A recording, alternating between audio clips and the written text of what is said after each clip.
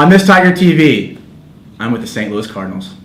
Hi, I'm Matt Slater, and we're going to talk about how we make player decisions here and what's important, like working hard and giving your best and being noticed by a professional scout.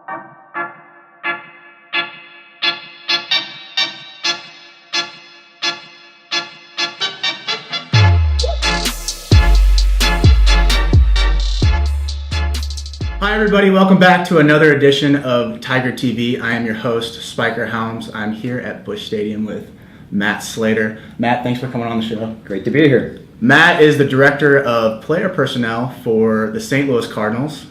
Previously, he was with the Milwaukee Brewers, with the LA Dodgers, with the Baltimore Orioles, and now he's here with the Cardinals. And also, his son, Brandon Slater, plays for the Tigers. So thanks again for coming on. Is there anything that you would like to add in on that history? Well, my career history has been a long path for sure. 26 years in the game. Started out when I was 19 years old. I was going to school in Milwaukee at Marquette University, and my professor there set up the opportunity for me to go work for the Milwaukee Brewers. Worked for them in their front office. Actually, lucky enough, it was directly in scouting and player development during my sophomore, junior, and senior years at Marquette. Mm-hmm. And then about 2 weeks before graduation, the GM, Sal Bando, came to me and said, "Hey, we want to put you on full time." I had gotten into several law schools at the time. Yeah. So I said, "Sal, hey, I don't know." And he kind of looked at me like I was crazy. "What, you're not taking this offer to work in baseball when you could go to law school?" Well, I took Sal's advice, ended up taking the job with the Brewers, worked there for 4 years, transitioned from Milwaukee to the Baltimore Orioles in 1996. Worked there for 4 years as well. And then one of the gentlemen who I was working for got the GM job in LA. So I followed him to Los Angeles, was with the Dodgers for 9 or 10 years. And then in 2006, John Mozeliak here with the Cardinals called me and brought me over to St. Louis. So ended up here, been here for about 10 years. We've had a good run. I would say so. I did finish my law degree, though. I ended up getting my law degree in my mid-30s. I went to law school part-time in Los Angeles. So started that towards the tail end of my Dodger career.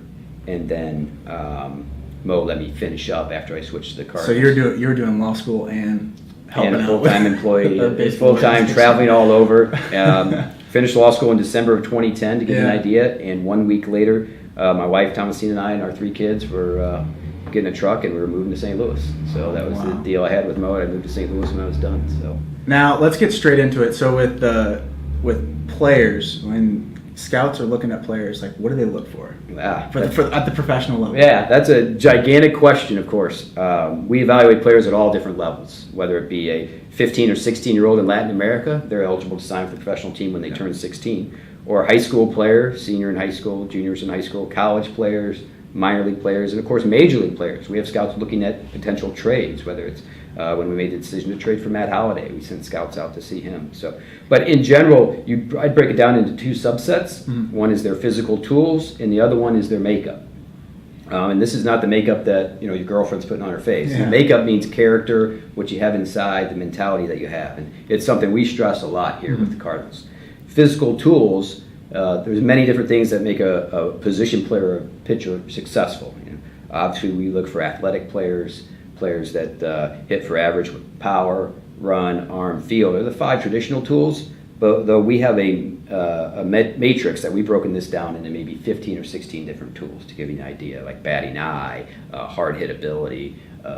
Pitchers is more than just what their fastball, curveball, slider can do. It's the ability to control the zone. There's many different physical tools we look at. Mm-hmm. And our scouts, we have scout school for our scouts to teach them these things, and we ingrain it in them. But obviously it's very important for a player to have certain physical ability to project them to the major league level. But at the same time, they got to have that second skill set, which is their makeup. And makeup, I like to break down into 3 areas when I talk to our scouts. There's off-field makeup, on-field makeup, and work ethic. Now, work ethic is how hard you're going to work. Mm-hmm. That's going to make you better over the long haul. How you're going to improve your skills, how hard you're going to work. On-field makeup is how competitive are you? How much are you trying to win that particular game? That's very important to us, obviously. Yeah.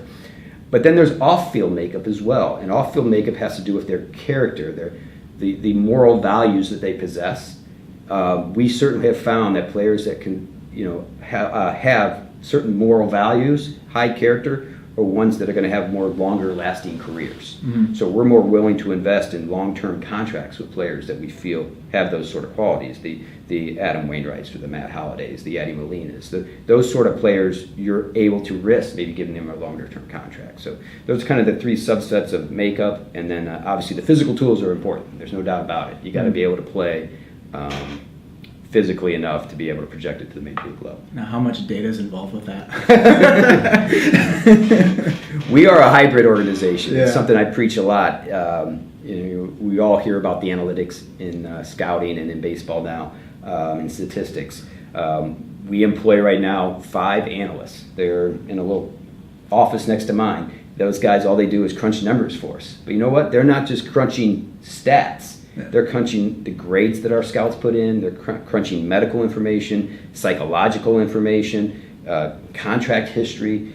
Everything comes into a final number. And we take our scouts' thoughts, we take the analytical thoughts, and we combine it into one final number. We actually have a term for it. We call it the stout number, stats and scouts combined. Yeah. That's how much we believe in this hybrid system, because when you're making a decision, certainly it has to be a data-driven decision, Yeah. but you have to take in the anecdotal part of a player, and that's the story behind them.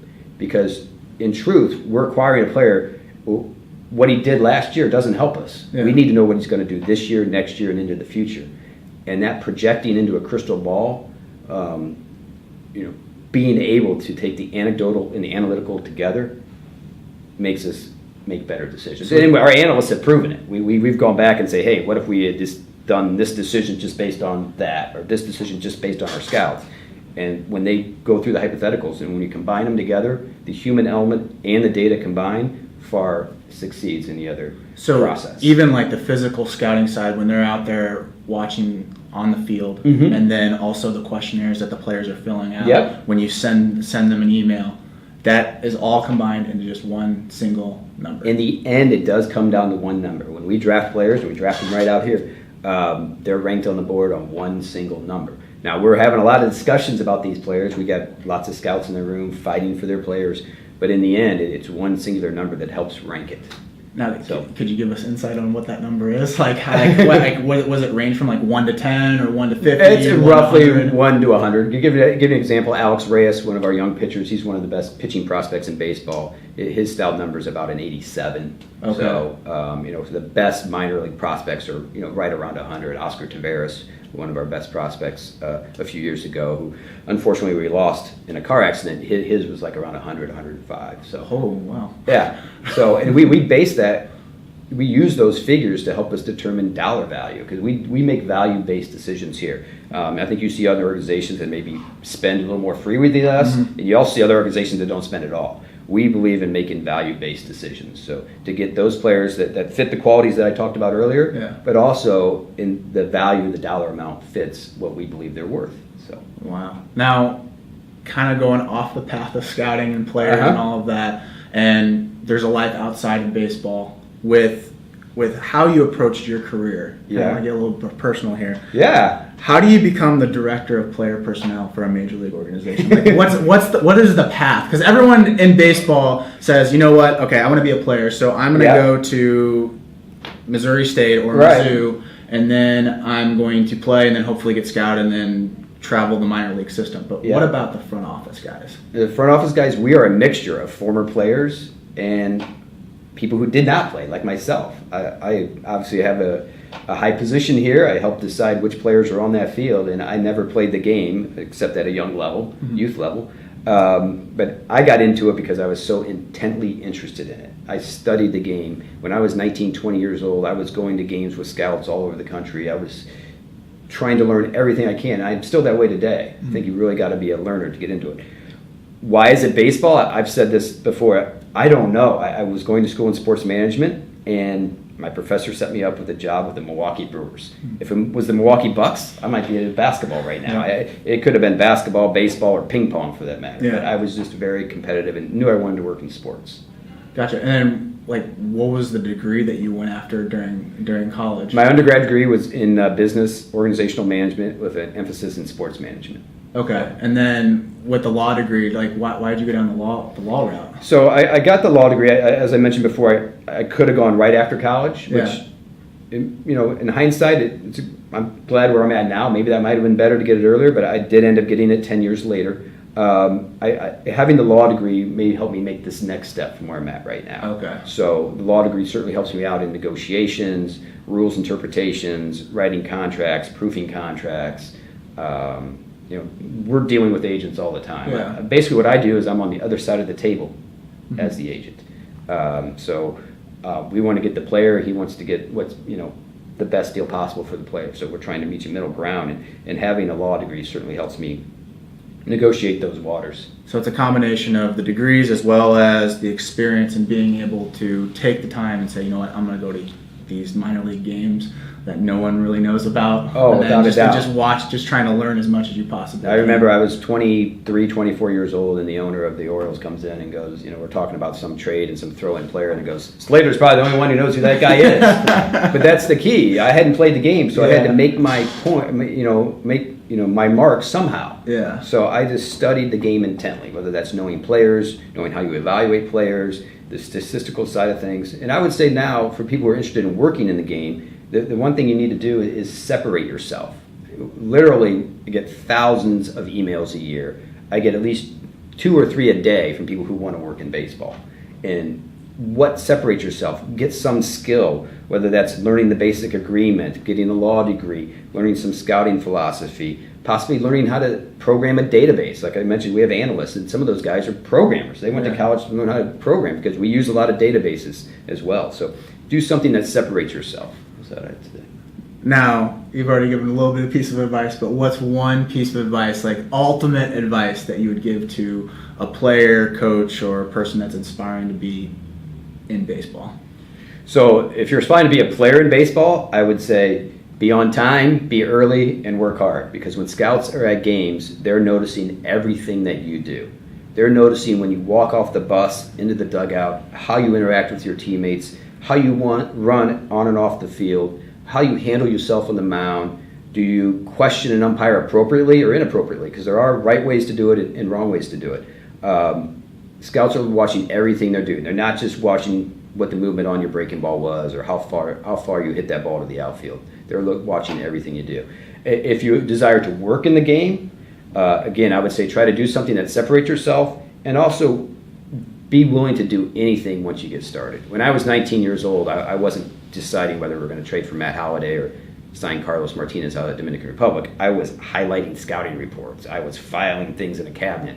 But I was in the room around people that were making those decisions then. So I kept my ears open, I listened, and I learned from it. Just trying to learn. Yep. Well, Matt, thank you so much for coming on the show. Until next time. See ya.